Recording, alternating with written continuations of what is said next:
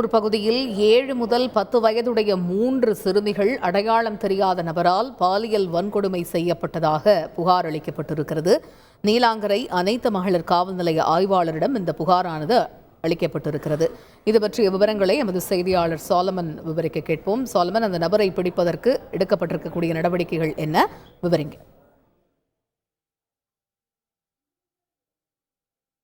திருவான்மியூர் பகுதியை சேர்ந்த பாதிக்கப்பட்ட சிறுமியின் பெற்றோர் ஒருவர் நேற்று நீலாங்கரை அனைத்து மகளிர் காவல் நிலையத்தில் புகார் ஒன்றை அளித்துள்ளார்.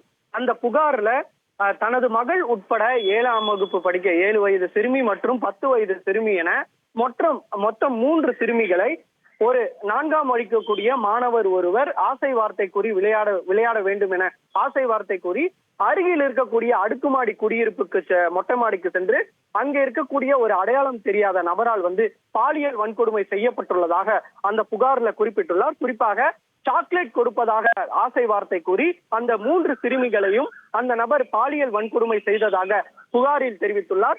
இந்த புகாரானது பெரும் பரபரப்பை ஏற்படுத்திய நிலையில் நீலாங்கரை அனைத்து மகளிர் போலீசார் அந்த மர்ம நபர் மீது போக்சோ உள்ளிட்ட 3 பிரிவின் கீழே வழக்கு பதிவு செய்து அந்த மர்ம நபர் யார் எனவும் விசாரணை மேற்கொண்டுள்ளனர். விசாரணையில் அந்த நபர் தனியார் அடுக்குமாடி குடியிருப்பில் வசிக்கக்கூடிய 30 வயது மதிக்கத்தக்க நபர் என்பது போலீசாரின் முதற்கட்ட விசாரணையில் தெரிய வந்துள்ளது.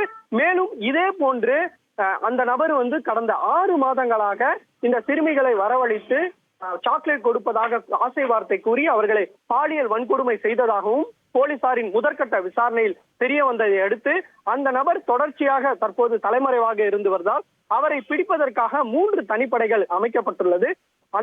இந்த 4ஆம் வகுப்பு மாணவனை பிடித்து போலீசார் விசாரணை நடத்தவும் திட்டமிட்டுள்ளனர். குறிப்பாக இந்த அடையாளம் தெரியாத நபர் இதே போல் எத்தனை சிறுமிகளை பாலியல் வன்கொடுமை செய்துள்ளார், எத்தனை மாதங்களாக இந்த சம்பவமானது நடைபெற்று வருகிறது என தற்போது நீலாங்கரை அனைத்து மகளிர் போலீசார் தீவிர விசாரணை மேற்கொண்டு வருகின்றனர். தகவல்களுக்கு நன்றி சோலமன். செய்திகளை உடனுக்குடன் தெரிந்து கொள்ள உடனே சப்ஸ்கிரைப் பண்ணுங்க.